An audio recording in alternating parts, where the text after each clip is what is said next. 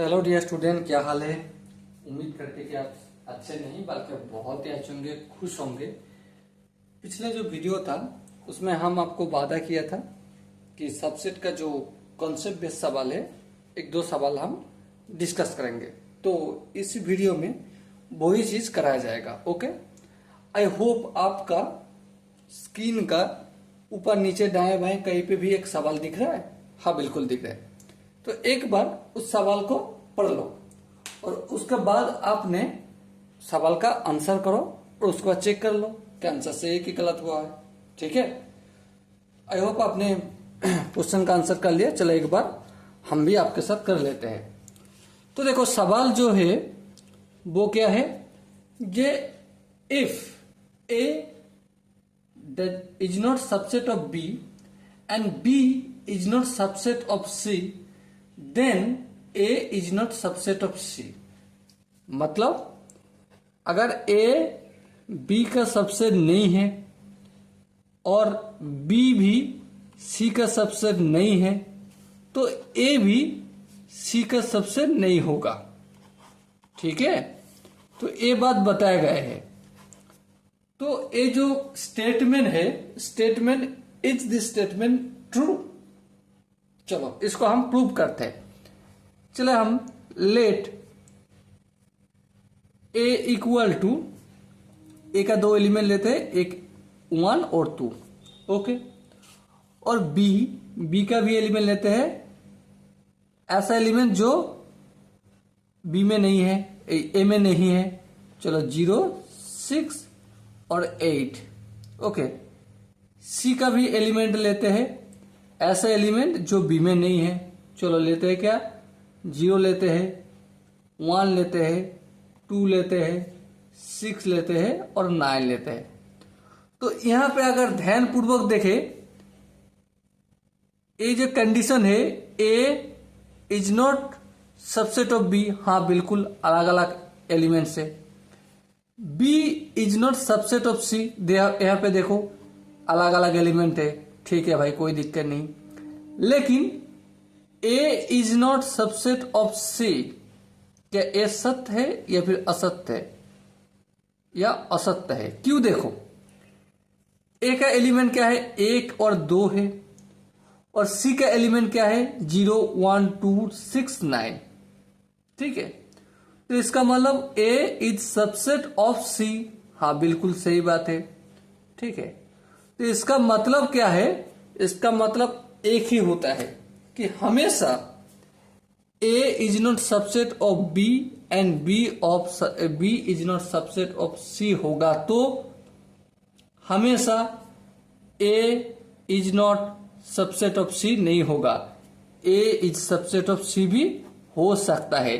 So the right answer is this statement is wrong. Okay, I hope इस math का जो मायाजाल है, इस मैथ का जो सीक्रेट है आपने समझ चुका होंगे। जो कॉन्सेप्ट है, जो इस कॉन्सेप्ट को बढ़िया से मन ही मन रिपीट भी कर चुके होंगे। चलते हैं हम अगला जो एग्जाम्पल है, अगला जो क्वेश्चन है कॉन्सेप्ट बेस्ड क्वेश्चन, उसके तरफ। तो हम पढ़ लेते हैं। सबसे पहले क्या लिखा हुआ है देखो एक बार। लिखा हुआ है कि if x belongs to a and a does not subset b, then x belongs to b, is this statement true? मतलब क्या है, एक सेट x एक एलिमेंट है जो a में बिलोंग कर रहा है। ओके, कोई दिक्कत नहीं। एंड কি বলছে A is not subset of B, हाँ ठीक है। Then X belongs to B, क्या A ठीक है या फिर भूल है, गलत है, हम देखते हैं।